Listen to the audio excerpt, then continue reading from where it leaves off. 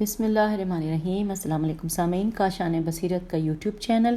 جس کتاب کو مل کر ہم پڑھ رہے ہیں اس کا نام ہے پاکستان کے دینی مسالک، اور یہ ہے پارٹ نمبر 12۔ اس سے پہلے ہم جو ریڈنگ کر رہے تھے اس میں دیوبندی مسلک کے حوالے سے ہم جان رہے ہیں، اور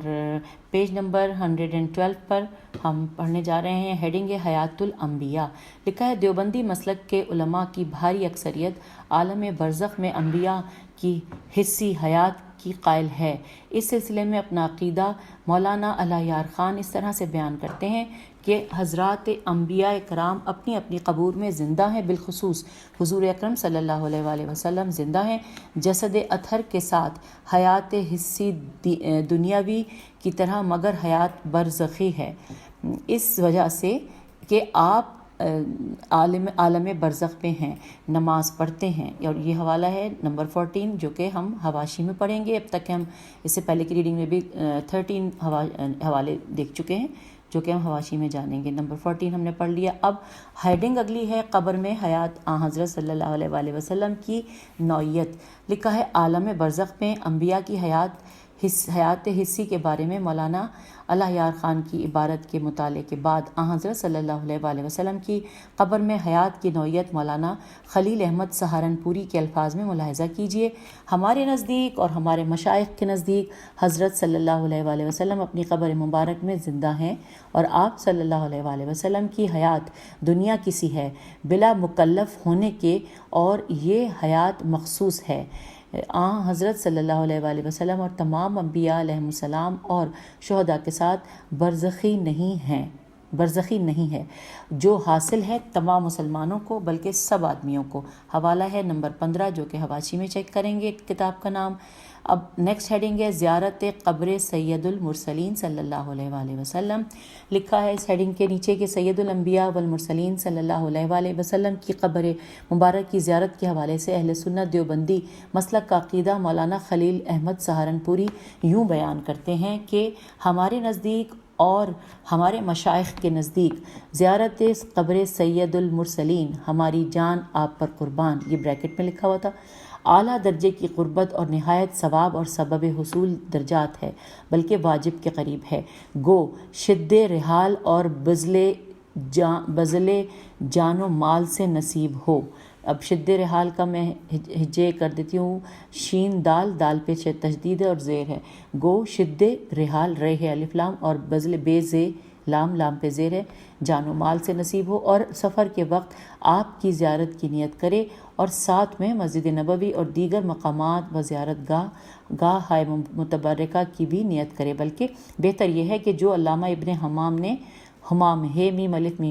حمام نے فرمایا ہے کہ خالص قبر شریف کی زیارت کی نیت کرے، پھر جب وہاں حاضر ہوگا تو مسجد نبوی کی بھی زیارت حاصل ہو جائے گی۔ اس صورت میں جناب رسالت مآب صلی اللہ علیہ وآلہ وسلم کی تعظیم زیادہ سے زیادہ ہے، اور اس کی موافقت خود حضور صلی اللہ علیہ وآلہ وسلم کے ارشاد سے ہو رہی ہے کہ جو میری زیارت کو آیا کہ میری زیارت کے سوا کوئی حاجت اس کو نہ لائی ہو، تو مجھ پر حق ہے کہ قیامت کے دن اس کا شفیع بنوں، اور ایسا ہی عارف ملا، عین الف ریف عارف ملا، ملا نہیں ہے، ملا الگ لکھا ہوا تھا تو پتہ نہیں چل رہا کیونکہ تشدید بھی نہیں ہے، پھر میں پڑھتی ہوں، شفیع بنوں، اور ایسا ہی عارف ملا جامی رحمۃ اللہ علیہ سے منقول ہے کہ انہوں نے زیارت کے لیے حج سے علیحدہ سفر کیا، اور یہی طرز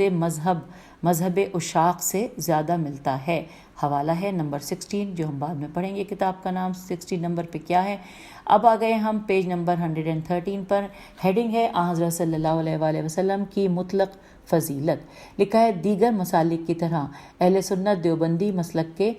علماء حضرت صلی اللہ علیہ وآلہ وسلم کی مطلق فضیلت کا عقیدہ رکھتے ہیں، جیسا کہ مولانا خلیل احمد سہارنپوری نے لکھا ہے کہ ہمارا اور ہمارے مشائخ کا عقیدہ یہ ہے کہ سیدنا و مولانا و حبیبنا و شفیعنا محمد رسول اللہ صلی اللہ علیہ وآلہ وسلم، اللہم صلی علی محمد وآل محمد، تمامی مخلوق سے افضل اور اللہ تعالیٰ کے نزدیک سب سے بہتر ہیں۔ اللہ تعالیٰ سے قرب و منزلت میں کوئی شخص آپ کے برابر تو کیا قریب بھی نہیں ہو سکتا۔ آپ صلی اللہ علیہ وآلہ وسلم سردار ہیں، جملہ انبیاء اور رسل کے، اور خاتم ہیں، سارے برگزیدہ گروہ کے جسے جیسا کہ نصوص سے ثابت ہے، اور یہی ہمارا عقیدہ ہے اور یہی دین و ایمان۔ نمبر ہے یہاں پہ حوالہ 17 کا حوالہ ہم حواشی میں دیکھیں گے۔ آگے لکھا ہے کہ حضرت صلی اللہ علیہ وآلہ وسلم کی فضیلت کے درجے کے حوالے سے بعض سوالات کے جواب میں مولانا خلیل احمد سہارنپوری لکھتے ہیں کہ جو اس قائل ہو کہ نبی کریم صلی اللہ علیہ وآلہ وسلم کو ہم پر بس اتنی ہی فضیلت ہے جتنی بڑے بھائی کو چھوٹے بھائی پر ہوتی ہے، تو اس کے متعلق ہمارا یہ عقیدہ ہے کہ وہ دائرہ ایمان سے خارج ہے، اور ہمارے تمام گزشتہ اکابر کی تصنیفات میں اس عقیدے واہیہ کے خلاف مصرع ہے، میم سواد رے ہے، مصرع ہے، اور وہ حضرات جناب رسول صلی اللہ علیہ وآلہ وسلم کے احسانات اور وجوہ فضائل تمام امت پر بتصریح اس قدر بیان کر چکے اور لکھ چکے ہیں کہ سب تو کیا ان میں سے کچھ بھی مخلوق میں سے کسی شخص کے لیے ثابت نہیں ہو سکتے۔ اگر کوئی شخص ایسے واہیات خرافات کا ہم پر یا ہمارے بزرگوں پر بہتان باندھے، وہ بے اصل ہے اور اس کی طرف توجہ بھی مناسب نہیں، اس لیے کہ حضرت کا افضل البشر اور تمامی مخلوقات، تمامی لکھا ہے، تمامی میم چھوٹی ہے، مخلوقات سے اشرف اور جمی، جیم میم یہ عین، جمی پیغمبروں کا سردار اور سارے نبیوں کا امام ہونا ایسا قطعی امر ہے جس میں ادنا مسلمان بھی تردد نہیں کر سکتا۔ اب اس میں حوالہ آ گیا 18۔ اگلی ہیڈنگ آ گئی ہے شفاعت کبریٰ، لکھا ہے حضور صلی اللہ علیہ وآلہ وسلم کے منصب شفاعت کے بارے میں مولانا علیار خان رقم تراز ہیں کہ شفاعت کبریٰ صرف ہمارے رسول اکرم صلی اللہ علیہ وآلہ وسلم کا حصہ ہے۔ میدان قیامت میں تمام مخلوق گھبرا کر حضور اکرم صلی اللہ علیہ وآلہ وسلم کے پاس آ جائے گی، پھر آپ باذن الہی سفارش کریں گے، پھر باقی انبیاء علیہ السلام، ملائکہ، اولیاء کرام رحمۃ اللہ اور صلحاء امت شفاعت کریں گے جس کے حق میں اللہ تعالیٰ انہیں اجازت دے گا۔ اور یہ ہے حوالہ نمبر 19 جو حواشی میں یاد سے دیکھنا ہے۔ اب ہم آگئے ہیں پیج نمبر 114 پہ، ہیڈنگ ہے حضرت صلی اللہ علیہ وآلہ وسلم کا علم۔ آئیے اس کے بارے میں جانتے ہیں۔ لکھا ہے مولانا خلیل احمد سہارنپوری نے حضرت صلی اللہ علیہ وآلہ وسلم کے علم کے بارے میں بھی ایک سوال کا جواب دیا ہے، چنانچہ وہ لکھتے ہیں کہ ہم زبان سے قائل اور قلب سے معتقد اس امر کے ہیں کہ سیدنا رسول اللہ صلی اللہ علیہ وآلہ وسلم کو تمامی مخلوقات سے زیادہ علوم عطا ہوئے ہیں، جس کو ذات و صفات اور تشریعات شین رے یہ عین الف تے، تشریعات یعنی احکام عملیہ و حکم نظریہ اور حقیقت ہائے حقہ اور اسرار مخفیہ وغیرہ سے تعلق ہے کہ مخلوق میں سے کوئی بھی ان کے پاس تک نہیں پہنچ سکتا، نہ مقرب فرشتہ اور نہ نبی رسول، اور بے شک آپ کو اولین و آخرین کا علم عطا ہوا اور آپ پر حق تعالیٰ کا فضل عظیم ہے، ولیکن اس سے یہ لازم نہیں آتا کہ آپ کو زمانے کی ہر آن میں حادث و واقع ہونے والے واقعات میں سے ہر جز کی اطلاع و علم ہو، کہ اگر کوئی واقعہ آپ کے مشاہدہ شریفہ سے غائب رہے تو آپ کے علم اور معارف میں ساری مخلوق سے افضل ہونے اور وسعت علمی میں نقص آ جائے، نون قاف صاد آ جائے اگر آپ یہاں سے صحیح پڑھ رہی ہوں، آ جائے اگر آپ کے علاوہ کوئی دوسرا شخص اس جزئی جیم زے این حمزہ چھوٹی ہے جزئی سے آگاہ ہو، جیسا کہ سلیمان علیہ السلام پر وہ واقعہ عجیبہ مخفی رہا، وہ واقع عجیبہ عین جیم یہ بے ہے مخفی رہا کہ جس سے ہدہد کو آگاہی ہوئی، اس سے سلیمان علیہ السلام کے عالم ہونے میں نقصان نہیں آیا۔ چنانچہ ہدہد کہتی ہے کہ میں نے ایسی خبر پائی جس کی آپ کو اطلاع نہیں، اور شہر سبا میں سین بے الف میں سے میں ایک سچی خبر لے کر آئی ہوں۔ اور یہاں پر حوالہ ہے نمبر 20 جو کہ ہم نے پڑھنا ہے اگلے یعنی کہ حواشی میں۔ اور آئیے اب آگے چلتے ہیں، اگلی ہیڈنگ ہے ذکر میلاد۔ اس کے حوالے سے لکھا ہے یہاں پر کہ حضرت صلی اللہ علیہ وآلہ وسلم کے میلاد مبارک کے ذکر کے بارے میں اہل سنت دیوبندی مسلک کے علماء کا نظریہ اہل سنت بریلوی مسلک کے علماء سے قدر مختلف ہے۔ اس سلسلے میں ایک سوال کے جواب مولانا خلیل احمد سہارنپوری لکھتے ہیں کہ سیدنا رسول اللہ صلی اللہ علیہ وآلہ وسلم کی ولادت شریف کا ذکر صحیح روایات سے ان اوقات میں کہ جو عبادات واجبہ سے خالی ہوں ان کیفیات سے جو صحابہ کرام رضی اللہ اور ان اہل قرون الثلاثہ سے لام سے ہے کہ طریقے کے خلاف نہ ہو جن کے خیر ہونے کی شہادت حضرت نے دی ہے، ان عقیدوں سے جو شرک و بدعت کے موہم نہ ہوں، میم واو ہے میم نہ ہوں، ان آداب کے ساتھ جو صحابہ کی اس سیرت کے مخالف نہ ہوں، جو حضرت کے ارشاد ما انا علیہ و اصحابی کی مصداق ہے۔ ان مجالس میں جو منکرات شریعہ سے خالی ہوں، شعر عین یہ ہے خالی ہوں، سبب خیر و برکت ہے، بشرطے کہ صدق نیت اور اخلاص اور اس عقیدے سے کیا جائے کہ یہ بھی من جملہ دیگر اذکار حسنہ کے ذکر حسن ہے، کسی وقت کے ساتھ مخصوص نہیں۔ پس جب ایسا ہوگا تو ہمارے علم میں کوئی مسلمان بھی اس کے ناجائز یا بدعت ہونے کا کا حکم نہ دے گا۔ اور یہ حوالہ ہے نمبر 21 جو حواشی میں دیکھیں گے۔ اب ہم آگے ہیں پیج نمبر 115 پر، ہیڈنگ ہے صحابہ کرام رضی اللہ اور اہل بیت اعظام عین ذو الف میم رضی اللہ۔ لکھا ہے التفہیمات الالہیہ، انورٹڈ کامہ میں یہ تھا کہ یعنی کتاب کا نام ہے کہ اس میں حضرت شاہ ولی اللہ رحمۃ اللہ کا ایک وصیت نامہ مذکور ہے۔ اس میں 5ویں وصیت میں فرماتے ہیں کہ حضرت صلی اللہ علیہ وآلہ وسلم کے صحابہ رضی اللہ کے حق میں نیک اعتقاد رکھنا چاہیے اور زبان پر ان کے مناقب کے سوا اور کوئی ذکر نہیں آنا چاہیے۔ اس مسئلے میں 2 گروہوں نے غلطی کی ہے۔ ایک گروہ یہ گمان کرتا ہے کہ صحابہ رضی اللہ کے سینے آپس میں صاف تھے اور ان کے درمیان جھگڑے نہیں ہوتے تھے۔ یہ سر تاپا وہم ہے، کیونکہ مشہور روایت ہے کہ کیونکہ مشہور روایات ان باہمی جھگڑوں کی شہادت دیتی ہیں اور ان روایات کا انکار نہیں ہو سکتا۔ پھر نیکسٹ پیراگراف میں لکھا ہے کہ دوسرے گروہ نے جب دیکھا کہ یہ سب چیزیں صحابہ رضی اللہ سے منسوب ہیں تو ان کے خلاف انہوں نے زبان لعن و طعن کھولی اور اس طرح وہ ہلاکت کی وادی میں جا گرے۔ اگلا پیراگراف آ گیا کہ مجھ فقیر کے دل میں یہ بات ڈالی گئی ہے کہ اگرچہ آپ صلی اللہ علیہ وآلہ وسلم کے صحابہ معصوم نہیں تھے اور ہو سکتا ہے کہ ان میں سے بعض عوام صحابہ رضی اللہ سے ایسی چیزیں صادر ہوئی ہوں کہ اگر وہ چیزیں دوسروں سے صادر ہوتی تو وہ جرح و طعن جیم رہے اور پھر و توئے عین نون طعن سے مستوجب بنتے، میم سین تے واو جیم بے بنتے، لیکن ہمیں ان کی لغزشوں کے بارے میں زبان روکنے کا حکم دیا گیا ہے اور ان کی جرح و طعن سے عبادت کے طور پر منع کیا گیا ہے۔ اس میں ایک مصلحت ہے اور وہ مصلحت یہ ہے کہ اگر صحابہ رضی اللہ کی جرح و طعن کا دروازہ کھول دیا گیا تو حضرت صلی اللہ علیہ وآلہ وسلم سے روایت کا سلسلہ منقطع ہو جائے گا اور سلسلہ روایت منقطع ہونے سے ملت اسلامیہ کا شیرازہ درہم برہم ہو جائے گا۔ مزید برآں جیسے آپ صلی اللہ علیہ وآلہ وسلم کے صحابہ رضی اللہ کے رضی اللہ کے حق میں اچھا اعتقاد رکھنا چاہیے، اسی طرح آپ صلی اللہ علیہ وآلہ وسلم کے اہل بیت رضی اللہ کا عقیدت مند ہونا چاہیے اور ان میں سے جو صالح تھے ان کی اور زیادہ تعظیم کرنی چاہیے۔ اب یہاں پر یہ حوالہ دیا گیا ہے 22 جو کہ حواشی میں ہم پڑھیں گے، لیکن یہاں پہ عربی بھی ساتھ ساتھ لکھی ہوئی ہے، ساتھ ہی میں پڑھ دیتی ہوں کہ قد جعل اللہ لکل شیء قدرا۔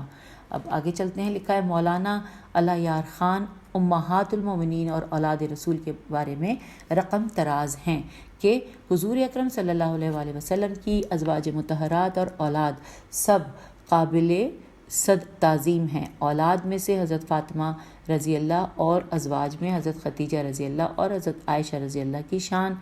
سب سے بلند ہے۔ اور یہ حوالہ ہے 23 نمبر جو کہ ہمیں حواشی میں کتاب میں دیکھنا ہے۔ پھر اب نیچے لکھا ہے کہ اہل بیت سے محبت کے حوالے سے مولانا ظفر اللہ شفیق نے ہمارے ایک سوال کے جواب میں یوں تحریر کیا ہے کہ دیوبندی مسلک میں نبی کریم صلی اللہ علیہ وآلہ وسلم کے اہل بیت کرام کا بہت احترام پایا جاتا ہے اور ہم ان سے بے پناہ محبت کرتے ہیں اور ان کی محبت کو ہم قرآن کریم اور احادیث نبوی کی روشنی میں واجب جانتے ہیں، جیسا کہ علامہ آلوسی الف مد آ لام واو سین چھوٹی آلوسی نے روح المعانی میں لکھا ہے کہ انورٹڈ کاموں میں کہ پوری امت مودت اہل بیت علیہ السلام کی مکلف ہے، انورٹڈ کاما کلوز، اور یہاں پر حوالہ ہے نمبر 24 جو حواشی میں ہم دیکھیں گے۔ اور اب ہم آ گئے ہیں پیج نمبر 116 پہ، اور یہاں پر لکھا ہے کہ تفسیر روح المعانی کے بارے میں یہ بات اہم ہے کہ یہ تفسیر حضرت مولانا اشرف علی تھانوی رحمۃ اللہ سے لے کر حضرت مولانا مفتی محمد شفیع رحمۃ اللہ تک تمام دیوبندی علماء و مفسرین کا مرجع ہے۔ اس کے بعد اگلے پیراگراف میں ہے کہ محبت اہل بیت کے حوالے سے مولانا مفتی محمد شفیع کی یہ عبارت بھی ہمارے مسلک کی ترجمان ہے، انورٹڈ کاما، کہ جب اہل بیت رضی اللہ کا اظہار جزو ایمان ہے، ان پر وحشیانہ مظالم کی داستان بھلانے کے قابل نہیں۔ حضرت حسین رضی اللہ اور ان کے رفقا کی مظلومانہ اور درد انگیز شہادت کا واقعہ جس کے دل میں رنج و غم اور درد پیدا نہ کرے وہ مسلمان کیا انسان بھی نہیں ہے۔ انورٹڈ کاما کلوز ہو گیا، اور حوالہ ہے نمبر 25 جو حواشی میں دیکھنا ہے۔ اب اگلی ہیڈنگ ہے زمانہ خلافت، لکھا ہے حضرت صلی اللہ علیہ وآلہ وسلم کی رحلت کے بعد زمانہ خلافت کے بارے میں مولانا محمد طاہر مسعود لکھتے ہیں، حضور اکرم صلی اللہ علیہ وآلہ وسلم کے بعد 30 سال تک خلافت راشدہ کا زمانہ ہے، جس کو خلافت نبوت بھی کہا گیا ہے۔ ان 30 سالوں میں آپ صلی اللہ علیہ وآلہ وسلم کے 4 جلیل القدر صحابہ، اب نام ترتیب سے لے رہی ہوں جو کہ انورٹڈ کاما میں لکھے ہیں، کہ حضرت ابوبکر صدیق رضی اللہ، حضرت عمر فاروق رضی اللہ، حضرت عثمان غنی رضی اللہ اور حضرت علی المرتضیٰ رضی اللہ بالترتیب خلیفہ بنے۔ ان 4 خلفاء کے فیصلوں کو قبول کرنا اور ان کی سنتوں پر عمل کرنا ایسا ہے جیسا کہ حضور اکرم صلی اللہ علیہ وآلہ وسلم کی امت سنتوں پر عمل کرنا اور آپ صلی اللہ علیہ وآلہ وسلم کے فیصلوں کو قبول کرنا۔ حوالہ ہے نمبر 26 جو کہ حواشی میں چیک کریں گے۔ اگلی ہیڈنگ آ گئی ہے نزول عیسیٰ علیہ السلام، لکھا ہے مسلمانوں میں یہ عمومی عقیدہ ہے کہ حضرت عیسیٰ علیہ السلام زندہ ہیں، اللہ تعالیٰ نے انہیں زندہ اٹھا لیا تھا، وہ آسمانوں پر موجود ہیں، قیامت کے نزدیک وہ آسمان سے نازل ہوں گے، جیسا کہ مولانا علی یار خان کی اس عبارت سے ظاہر ہوتا ہے۔ وہ لکھتے ہیں کہ حضرت عیسیٰ علیہ السلام نے آسمان سے نازل ہونا ہے، جیسا کہ متواتر احادیث سے ثابت ہے کہ لیکن وہ نئے نبی نہیں ہیں۔ اگر سابقہ تمام انبیاء کرام دنیا میں آ جائیں تب بھی محمد رسول اللہ صلی اللہ علیہ وآلہ وسلم آخری نبی یعنی خاتم الانبیاء ہے۔ حوالہ ہے نمبر 27، کتاب کا کیا نام ہوگا یہ حواشی میں چیک کریں گے 27 نمبر پہ۔ پھر لکھا ہے کہ حضرت عیسیٰ علیہ السلام کی زندگی اور ان کے قرب قیامت میں ظہور کے بارے میں مولانا محمد طاہر مسعود لکھتے ہیں کہ قیامت کی علامات کبریٰ میں سے تیسری علامت حضرت عیسیٰ علیہ السلام کا آسمانوں سے نازل ہونا اور دجال کو قتل کرنا ہے۔ نزول عیسیٰ علیہ السلام کا عقیدہ قرآن کریم، احادیث متواترہ اور اجماع امت سے ثابت ہے، اس کی تصدیق کرنا اور اس پر ایمان لانا فرض ہے، اور مسلمان ہونے کے لیے ضروری ہے کہ اس عقیدے کے بغیر کوئی شخص مسلمان نہیں ہو سکتا۔ اور یہ ہے حوالہ نمبر 28 جو کہ ہم نے حواشی میں چیک کرنا ہے۔ اب ہم آگئے ہیں پیج نمبر 117 پر، اور یہاں پر ہیڈنگ ہے امام مہدی علیہ السلام۔ لکھا ہے کہ عقائد کی کتابوں میں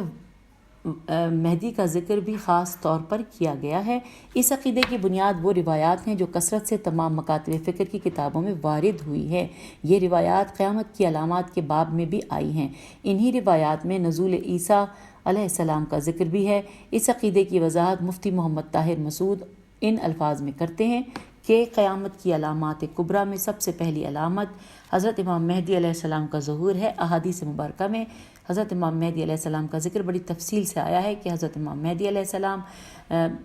حضرت سیدہ فاطمہ زہرا رضی اللہ کی اولاد ہوں گے۔ نام محمد، والد گرامی کا نام عبداللہ ہوگا۔ حضرت صلی اللہ علیہ وآلہ وسلم سے بہت مشابہت ہوگی، پیشانی کھلی اور ناک بلند ہوگی، زمین کو عدل و انصاف سے بھر دیں گے۔ پہلے ان کی حکومت عرب میں ہوگی، پھر ساری دنیا میں پھیل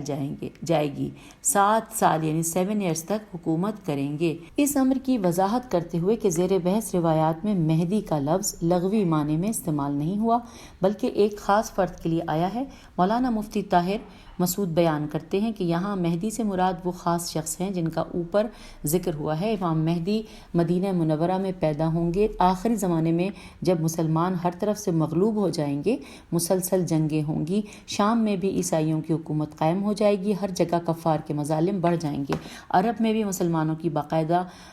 پرشوکت حکومت نہیں رہے گی، خیبر کے قریب تک عیسائی پہنچ جائیں گے اور اس جگہ تک ان کی حکومت قائم ہو جائے گی،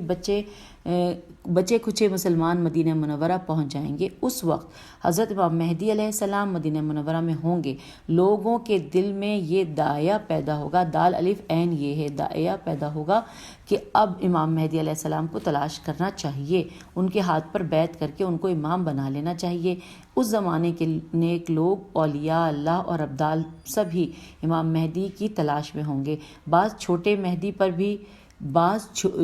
مہدی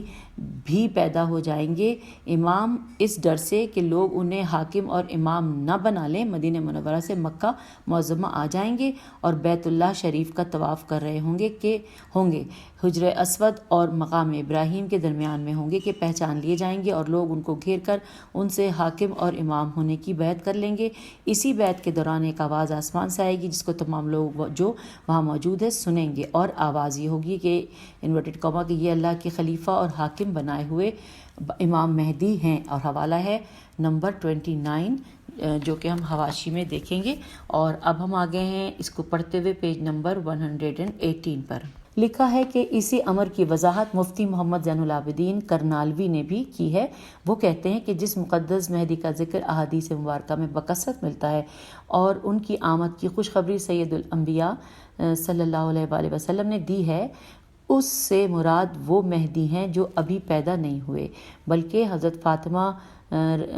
سلام اللہ علیہ کی اولاد میں ہوں گے، اور وہ رسول پاک صلی اللہ علیہ وآلہ وسلم کے ایک نیک امتی ہوں گے۔ ان کا ظہور احادیث متواترہ سے اور امت کے اجماع سے تفصیلاً ثابت ہے، اور ان کے آئندہ عدم ظہور کا مدعی منکر اور گمراہ ہے۔ حوالہ ہے نمبر 30 جو کہ ہم حواشی میں دیکھیں گے۔ اب اگلی ہیڈنگ آ گئی تصوف و صوفیہ۔ لکھا ہے صوفیہ کے سلسلوں سے وابستگی اور اشغال صوفیہ میں مشغولیت کے حوالے سے مولانا خلیل احمد سہارنپوری لکھتے ہیں کہ ہمارے نزدیک مستحب ہے کہ انسان جب عقائد کی درستی اور شرح شین عین کے مسائل ضروریہ کی تحصیل سے فارغ ہو جائے تو ایسے شیخ سے بیعت ہو جو شریعت میں راسخ القدم ہو، دنیا سے بے رغبت ہو، آخرت کا طالب ہو، نفس کی گھاٹیوں کو طے کر چکا ہو، خوگر ہو نجات دہندہ اعمال کا اور علیحدہ ہو تباہ کن افعال سے، خود بھی کامل ہو دوسروں کو بھی کامل بنا سکتا ہو۔ ایسے مرشد کے ہاتھ میں ہاتھ دے کر اپنی نظر اس کی نظر میں مقصود رکھے، اور صوفیہ کے اشغال یعنی ذکر و فکر اور اس میں فنا اور تام تے الف میم لکھا ہے، فنا تام کے ساتھ مشغول ہو، اور اس نسبت کا اکتساب نعمت عظمیٰ اور غنیمت کبریٰ ہے جس کو شرح شین عین میں احسان کے ساتھ تعبیر کیا گیا ہے، اور جس کو یہ نعمت میسر نہ ہو اور یہاں تک نہ پہنچ سکے اس کو بزرگوں کے سلسلے میں شامل ہو جانا ہی کافی ہے۔ حوالہ ہے نمبر 31 جو حواشی میں چیک کرنا ہے ہم نے۔ اب آگے چلتے ہیں۔ لکھا ہے مولانا خلیل احمد سہارنپوری انبیاء علیہ السلام اور دیگر صلحاء صاد لام الف اور حمزہ سے توسل کے حوالے سے ایک سوال کے جواب میں لکھتے ہیں کہ ہمارے نزدیک اور ہمارے مشائخ کے نزدیک دعاؤں میں انبیاء و صلحاء و اولیاء و شہداء و صدیقین کا توسل جائز ہے، ان کی حیات میں یا بعد وفات بائیں طور کہ کہے یا اللہ میں بوسیلہ فلاں بزرگ کے تجھ سے دعا کی قبولیت اور حاجت براری چاہتا ہوں، اسی جیسے اور کلمات کہے۔ اور یہ حوالہ ہے نمبر 32 جو حاشیے میں ہم نے ڈھونڈنا ہے۔ اب آگے چلتے ہیں۔ اس پیج یعنی پیج نمبر 118 کے آخری پیراگراف میں لکھا ہے کہ توسل کا کون سا طریقہ جائز ہے اور کون سا ناجائز، یہاں پہ سوالیہ نشان ہے۔ لکھا ہے اس سلسلے میں مولانا محمد طاہر مسعود وضاحت کرتے ہیں کہ توسل کا معنی ہے کہ کسی کو وسیلہ اور ذریعہ بنانا۔ انبیاء کرام علیہم السلام، صلحاء و اولیاء، صدیقین و شہداء و اتقیاء الف تے قاف یہ الف حمزہ، اتقیاء کا توسل جائز ہے، یعنی ان کے وسیلے سے دعا مانگنا جائز ہے۔ توسل نیک ہستیوں کی زندگیوں میں بھی جائز ہے اور ان کی وفات کے بعد بھی جائز ہے۔ توسل کا طریقہ یہ ہے کہ اللہ تعالیٰ سے اس طرح دعا کرے کہ یا اللہ میں آپ کے فلاں ولی کے وسیلے سے آپ کی دعا کی قبولیت چاہتا ہوں اور اپنی حاجت براری کا خواستگار ہوں، یا اسی جیسے دوسرے کلمات کہے۔ ہم آگئے پیج 119 پر لکھا ہے بزرگوں کو وسیلہ بنانے کے بجائے براہ راست انہی سے حاجات مانگنا اور ان کو مشکل کشا سمجھنا شرک ہے۔ اللہ تبارک و تعالیٰ کی ذات، اس کی صفات، اس کے اسماء حسنہ اور اعمال صالح مثلا نماز، روزہ، بر الوالدین، صدقہ، ذکر، تلاوت قرآن، درود شریف اور اجتناب معاصی وغیرہ سے توسل جائز ہے۔ جیسے نیک اعمال کا توسل جائز ہے، ایسے ہی نیک اور برگزیدہ ہستیوں کا توسل بھی جائز ہے، کیونکہ ذوات یعنی نیک لوگوں کا توسل در حقیقت اعمال ہی کا توسل ہے۔ اور یہ ہے حوالہ نمبر 33 جو ہم نے حواشی میں کتاب کا نام ڈھونڈنا ہے۔ پھر آگے چلتے ہیں، لکھا ہے سلوک و تصوف سے وابستگی کے بارے میں دارالعلوم دیوبند نے اپنا مسلک ان مختصر الفاظ میں بیان کیا ہے، اسی کے ساتھ بطریق اہل سلوک جو رسمیات اور رواجوں اور نمائشی حال وقال سے مبرہ اور بری ہے۔ تزکیہ نفس و اصلاح باطن بھی اس دارالعلوم کے مسلک میں ضروری ہے، اور یہ حوالہ ہے نمبر 34۔ حواشی میں دیکھیں گے، اگلی ہیڈنگ کو مل کے پڑھتے ہیں۔ لکھا ہے ملائکہ کے بارے میں عقیدہ۔ لکھا ہے قرآن و حدیث میں ملائکہ کا ذکر کثرت سے آیا ہے، چنانچہ علماء کرام نے اہم عقائد بیان کرتے ہوئے ملائکہ کے بارے میں اب بھی اپنا عقیدہ بیان کیا ہے۔ مولانا علی یار خان اس سلسلے میں اپنا عقیدہ یوں بیان کرتے ہیں کہ ایک مخلوق نوری ہے جو ہماری نظر سے غائب ہے، اس کو فرشتہ کہتے ہیں۔ یہ صفت نر و مادہ سے پاک ہیں، ان کی غذا ذکر الہی ہے، یہ گناہ سے پاک ہیں، اللہ کی نافرمانی نہیں کرتے، ان کے مختلف فرائض مقرر ہیں جن کی ادائیگی میں کبھی غفلت نہیں کرتے۔ 4 فرشتے امتیازی حیثیت رکھتے ہیں، جبرائیل، میکائیل، اسرافیل اور عزرائیل۔ اور حوالہ ہے نمبر 35 جو حواشی میں ہم نے دیکھنا ہے۔ اب اگلا بہت انٹرسٹنگ ہیڈنگ آ گئی ہے، جن یعنی ہم جن لوگوں سے ڈرتے ہیں یعنی جن۔ لکھا ہے قرآن حکیم میں مختلف انداز سے جنات کا ذکر آیا ہے، چنانچہ عقائد کی بہت سی کتابوں میں علماء نے اس کے بارے میں بھی اپنی رائے ظاہر کی ہے۔ مولانا علی یار خان جن کے بارے میں، جن یعنی انورٹڈ کاما میں ورڈ لکھا ہے کہ ان کے بارے میں اپنا نظریہ ان الفاظ میں بیان کرتے ہیں کہ اللہ تعالیٰ نے ایک مخلوق آگ سے پیدا کی ہے جو ہماری نظروں سے پوشیدہ ہے، اسے جن کہتے ہیں۔ ان میں نر و مادہ ہوتے ہیں، ان کی اولاد بھی ہوتی ہے، ان میں نیک و بد ہر طرح کے ہوتے ہیں۔ اور حوالہ ہے نمبر 36 جو کہ حواشی میں چیک ہوگا۔ اب ہم پیج نمبر 120 کی جانب پہنچ گئے ہیں، آ گئے ہیں، اور ہیڈنگ ہے عقیدہ آخرت۔ لکھا ہے اسلام کے بنیادی عقائد میں سے ایک عقیدہ آخرت ہے، اور اس کی اہمیت اور ماہیت کے بارے میں مولانا علی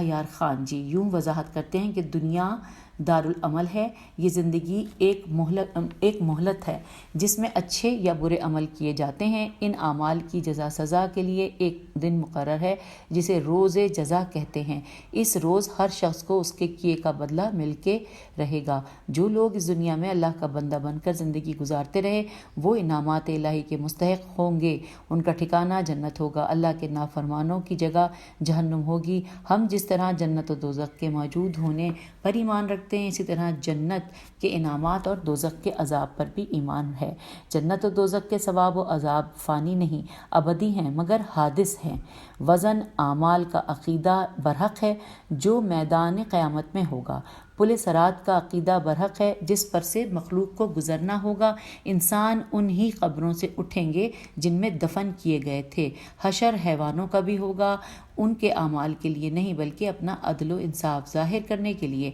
سوال و جواب نکیرین انورٹڈ کاما میں لکھا ہے من رب کا من نبی کا وما دین کا، لکھا ہے کہ یہ برحق ہے، جواب یعنی سوال و جواب آنے نکیرین برحق ہے، یہ اسی قبر میں ہوتے ہیں جس میں میت کو دفن کیا جاتا ہے۔ عذاب و ثواب قبر، روح اور بدن دونوں کا ہوتا ہے۔ حوالہ نمبر 37۔ اب نیکسٹ ہیڈنگ آ گئی ہے اجتہاد۔ لکھا ہے کہ اہل سنت دیوبندی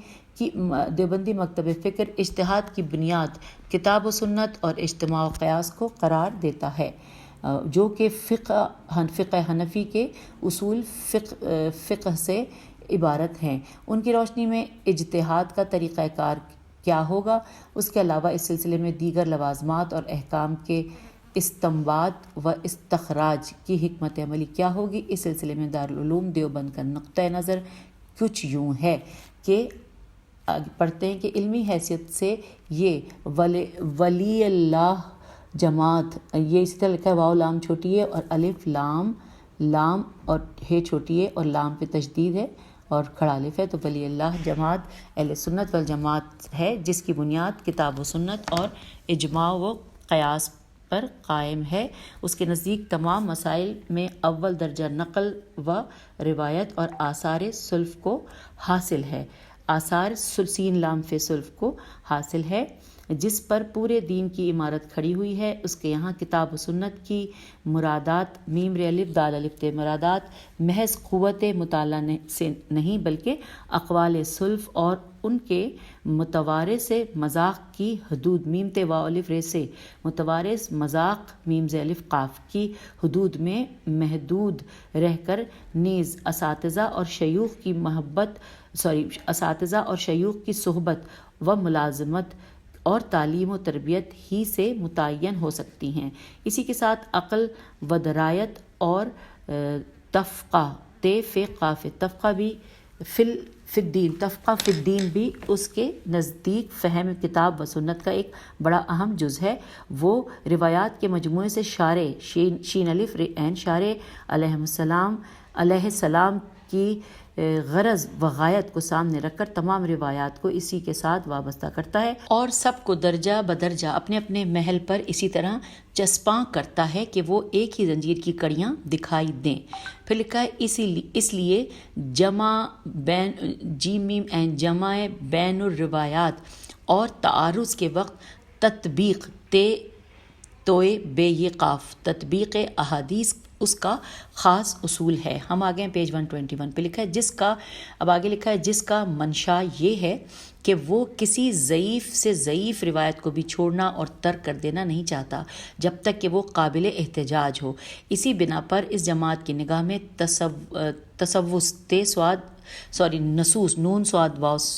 نصوص شریعہ میں کہیں بھی تعارض اور اختلاف سے مبرہ رہ کر ایک ایسا گلدستہ دکھائی دیتا ہے جس میں ہر رنگ کے علمی و عملی پھول اپنے اپنے موقع پر کھلے ہوئے نظر آتے ہیں۔ حوالہ ہے 38 نمبر کا جو حواشی میں دیکھا جائے گا۔ آگے لکھا ہے مزید برآں مذکورہ بالا 4 عناصر اجتہاد کی حیثیت کو یوں متعین کیا گیا ہے کہ پھر ان تمام بنیادی عناصر کی بنیاد و اساس کتاب اللہ، سنت رسول اللہ، اجماع امت اور قیاس مجتہد ہے، جن میں سے پہلی 2 حجتیں تشریحی تیشین رے یہ عین چھوٹی ہیں جن سے شریعت بنتی ہے، اور آخر کی 2 حجتیں تفریحی تے فے رے یہ عین چھوٹی ہے یا عین تفریعی ہوں گی ہیں کہ جن سے شریعت کھلتی ہے۔ پہلی 2 حجتیں منصوصات کا خزانہ ہیں جو روایتی ہیں، جن کے لیے سند درا پھر بھیجے کرتی ہوں سین نون دال پھر دال رے دال نہیں سند و روایت لکھا ہوگا ٹھیک ہے، سند و روایت ناگزیر ہے، اور دوسری 2 حجتیں درایتی ہیں دال رے الف یہ تے چھوٹی ہیں، جن کے لیے تربیت یافتہ عقل و فہم اور تقوی شعار ذہن و ذوق ناگزیر ہے۔ اس لیے یہ مسلک اعتدال نقلی بھی ہے اور عقلی بھی، روایتی بھی ہے اور درایتی بھی، مگر اس طرح کہ نہ عقل سے خارج ہے نہ عقل پر مبنی، بلکہ عقل و نقل کے متوازن آمیزش سے بیں اندازہ برپاشدہ ہے۔ بیرے پیلف شین دال ہے کہ نقل اور وحی اس میں اصل ہے اور عقل اس کی ہمہ وقتی خادم اور کارپرداز ہے۔ نمبر 39 اس کا حوالہ ہے، میں نے اتنے آرام سے پڑھا ہے کیونکہ انسان پڑھتے میں غلطی کر سکتا ہے، ہم لوگ انسان ہی ہیں، اور میں معذرت سب سے ہمیشہ کرتی رہتی ہوں، مجھ سے زیادہ بہتر آپ لوگ جانتے ہیں۔ آئیے آگے پڑھتے ہیں۔ لکھا ہے کہ اجتہاد کی حقیقت اور اجتہاد کا دروازہ کھلا ہونے نیز اس کی شرائط کے بارے میں مولانا محمد طاہر مسعود لکھتے ہیں کہ اجتہاد اس خاص قوت استنباط کا نام ہے جس کے ذریعے آدمی قرآن و حدیث کے خفیہ و دقیق احکام و معنی اور اسرار و علل کو انشراح الف نون شین ر الف ہے انشراح صدر سواد دال رے کے ساتھ حاصل کر لیتا ہے کہ عام لوگوں کی یہاں تک رسائی ممکن نہیں ہوتی۔ امور قطعیہ و اجماعیہ، قاف تو عین یہ ہے و اجماعیہ الف جیم میم الف عین یہ ہے میں اجتہاد نہیں ہوتا، اور ایک مجتہد کا اجتہاد دوسرے مجتہد پر حجت نہیں ہوتا۔ اجتہاد کا دروازہ بند نہیں، نئے پیش آمدہ مسائل میں اجتہاد ہو سکتا ہے۔ اجتہاد کے لیے اہل اجتہاد ہونا اور ان تمام شرائط کا پایا جانا جو ایک مجتہد کے لیے ضروری ہیں شرط ہے۔ مزید برآں اجتہاد میں انفرادیت کی بجائے اجتماعیت کی راہ اختیار کرنی چاہیے، یعنی تمام اہل اجتہاد مل کر نئے پیش آمدہ مسائل کا حل نکالیں۔ اور یہاں پر حوالہ ہے نمبر 40، یعنی ہم جب حواشی میں جائیں گے تو پھر ہم نمبر 40 پہ اس کا